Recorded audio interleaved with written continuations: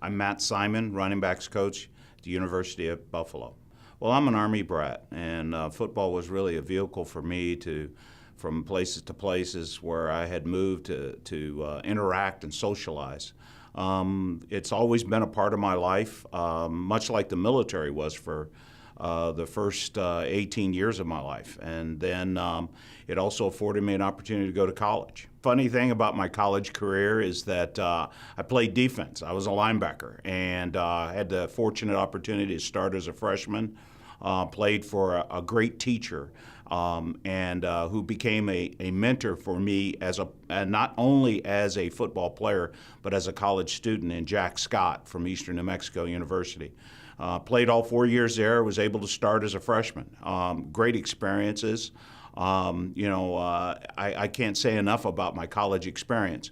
And between Jack's influence and the good Lord above, that led me into coaching.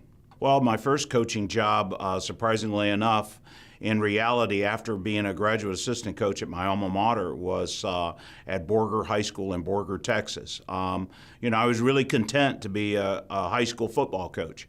It was great. Obviously Texas high school football, a very formidable training ground for me as a coach and as a teacher.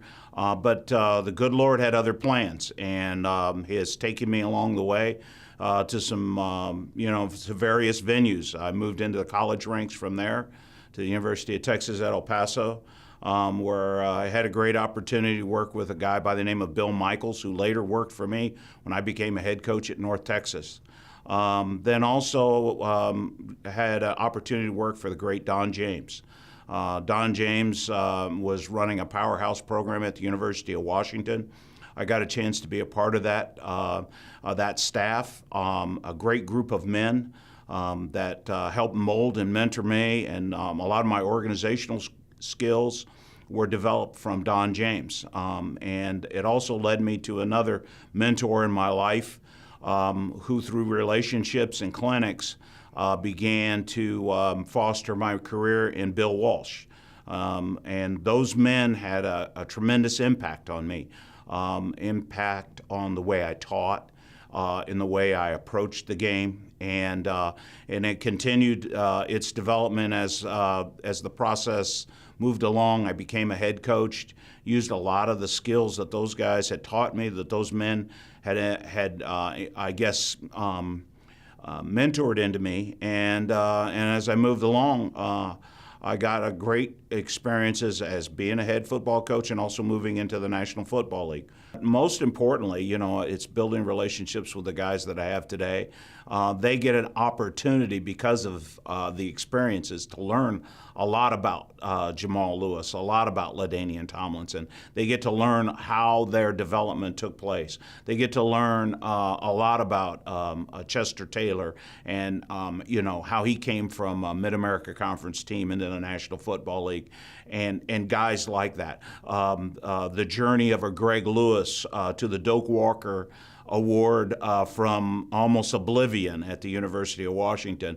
Great experiences like that. And I've enjoyed that process. Those are fun stories. I stay in contact with some of those guys.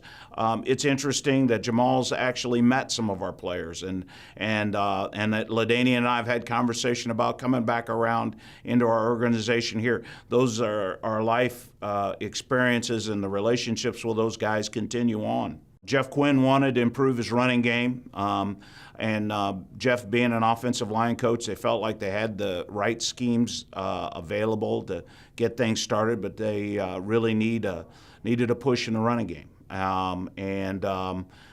They actually lured me away from a consulting business, and where I was training guys for the NFL Combine, and had a list of who's that had opportunity to train and develop for the NFL Combine as well. And as the story goes, they needed a hand, and my wife wanted to get me out of her hair and get me back into coaching. I was really excited about the opportunity to come to the University of Buffalo.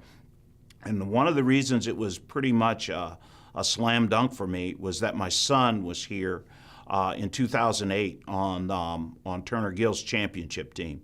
And he selected Buffalo after being heavily recruited by some Big East teams, some ACC schools, and actually originally choosing the Naval Academy to go to college.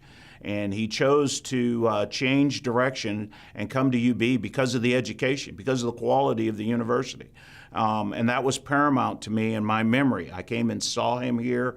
I got a chance to meet Ward Manuel. I got a chance to see the excitement and enthusiasm of this program then when my son was a participant.